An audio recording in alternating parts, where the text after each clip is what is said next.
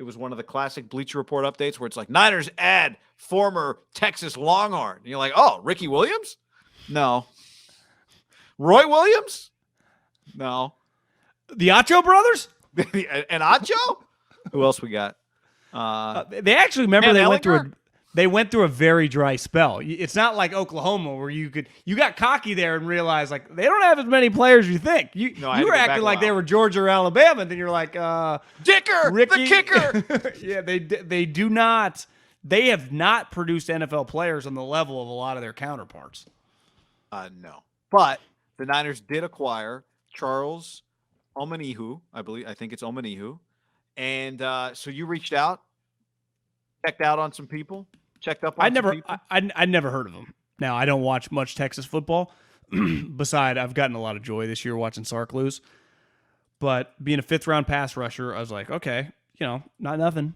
And they need pass rushers because D Ford plays about 3 snaps a game, it feels like. And beside Bosa, they do not get much edge pressure. Whenever I see 91 out on the playing defensive end, I'm like, that's not his position. You need 91 inside. But the problem is, he does with Kinlaw out. Well, Kinlaw, he's out for the year. It's not ideal. But here's what I was told: 2 separate scouts that have watched him. And let me just before you say, just for people who don't, 6'5", 280 pounds, 24 years old. All right, go ahead. First guy, he's got some talent, big time flash guy, but he's an underachiever. I didn't love his character coming out. Typical Texas guy. So, not great ringing endorsement. Next one's a little more positive. By the way, typical Texas guy, does that mean probably highly recruited but never lived up to a 4-star or something like that? Is that generally what that means? Well, right away, when you list he's 6'5", 280, there aren't that many humans like that coming out, right? There aren't. How many 6'5", 280 guys on defense are in that guy's conference in college? Oklahoma doesn't have many, and they'd be the only program to have him. It's odd, John. He was a 3-star recruit. So maybe he was an underdeveloped out of guy the state of Texas. Weight. So, and sometimes this is where, I think the media pushes back in the offseason when quotes come out, because sometimes quotes get thrown around. It might, if you really dove into it, well, this guy doesn't fall. Remember Mario Edwards, who basically just got drafted because he was the number 1 overall recruit, but in college he was a huge underachiever.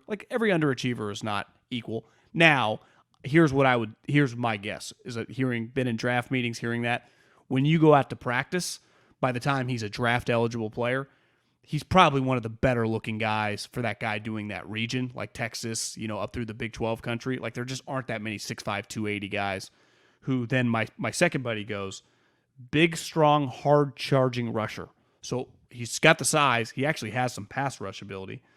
Little stiff and robotic, but he can play the wide 9 and some of the one-gap stuff the Niners do.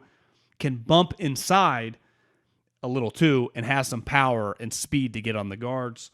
Not really very good against the run, though. Kind of lacks instincts and just kind of gets in no man's land. So just for a guy that was a 5th-round pick that I think they value, that they can put in this scheme, who's just big, and I think it's more than a flyer. This guy's going to play, right? To me, Arden Key, this guy's playing over Arden Key probably right away.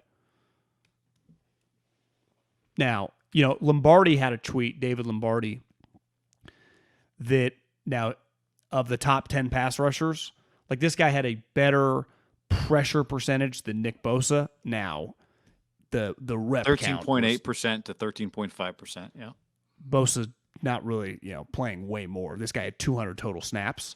But that's what the Niners to me, the Niners just want a guy to give them 10 to 15 solid, designated pass rushes a game. The D Ford. Really, in a weird way,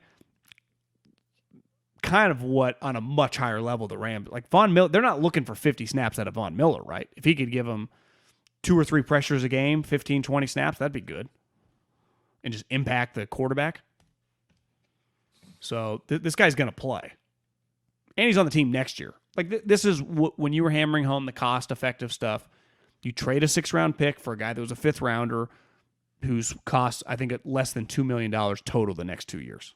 So he's a cheap player who can play, which, as I said, their cap number's relatively high, and it's going to be high next year. Right. You need some, guys between $700 and $1.2 million on your roster that are playing, and that's what this guy is. So this is This to me is value, more than probably like true impact. Like I think the Chiefs are hoping like Melvin Ingram can give them something as a pass rusher. I'm not saying they're not hoping he can play, but like what can you really expect? If they got 3 sacks over the next 10 games, would that be a win out of this guy? Yeah. Yes, I think that would be a win. I mean, last year he had 4. He's not on a great team right now. He lost J.J. Watt, right? Probably benefited from playing with J.J. Watt last year. Anybody would. So maybe he benefits from playing with Eric Armstead and Nick Bosa, right? And I think to your point on Von Miller, not to compare the two, but like the Rams paid a high price. But what they're looking for is not Von Miller 8 years in a row, all pro, whatever he was, right? That's not what they were looking for. It's not what the Niners are looking for. The Niners have Nick Bosa, and the Niners have Eric Armstead, and they need a little more. When you have a superstar player, to me, a defensive line, Aaron Donald, when the Raiders had Khalil Mack, now the Niners have Nick Bosa, you need to get the guy help. I think you need to treat him a little bit like a quarterback, right? You can't go all in and get this blue chip guy and not put any help around him. And the Niners tried with Kinlaw. It's just his knee, who knows? Like I don't think you could ever say, who knows if Kinlaw is ever a functional player moving forward. I don't think you can say he will be. I'll put it this way. If the Niners, their next time they're drafting, which is like the 5th round of 2022. They got a second round pick next year. If when they're drafted in the second round, the best player on their board is an interior defensive lineman, they should draft that person. Yeah, I agree. Like that's how I look at Kinlaw. Like if he comes back, if he contributes, great. But they're drafting or signing a D tackle next year for sure, right? In free agency or the draft. Yes, you have to operate like he's not going to be the guy you wanted. And if he is, guess what? Fantastic. He's on a rookie contract. You can have multiple interior linemen. Like it's awesome. He doesn't like doesn't he have on pup starting the season next year written all over him? I have to operate like he's not going to be back. And if he is, you can use him. That's the beauty. It's not quarterback. It's if you draft somebody who plays inside and he comes back and he's healthy, you can use him. But, in fact, I would go so far as to say now that I think about it, if the third best player on your board is an interior lineman, but the best player is something at a position you already have, then you'd probably still draft him in the next draft. You're gonna have to go back. I saw this on the chat, and maybe this is like you can put this guy out, and rotate him more outside. You can bump 91 back inside because 91 has to play inside. Yeah. Whenever I see Eric Armstead playing defensive end, it's just that's not his position. He can't he doesn't have the explosive speed. He can't get a pass rush out there, right? You have to be explosive. Like part of why Bosa gets to the quarterback, he's shot out of a cannon. Khalil Mack, Von Miller, right? All these guys like.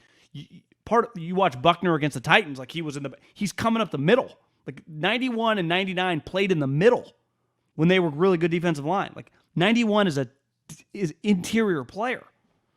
And it's not his fault. Like they just losing bodies and D Ford, who knows? Sometimes you can only give him a couple plays a game. Like needs to miss a game. Yeah, it's like you got it. You can function with Armstead inside. Like that. It is still. He's still, every team would take him as an interior pass rush, right? Armstead. No one wants him as a defensive end. So you gotta bump him back inside. That's crucial. There are only so many guys who truly like Armstead's paid a lot of money. Like you pay a lot of money that you feel like that's what made J.J. Watt pretty special. It's like, what position did he play? Well, kind of can do it all. Wherever you want to put him. The guard, put him over the center. He can go like wide 9 as an end when he was younger. Kind of do it. He can do it all. Buckner and Armstead. Buckner is different than Armstead because Armstead can in a pinch play a little end, but to me he is a true over the guard player.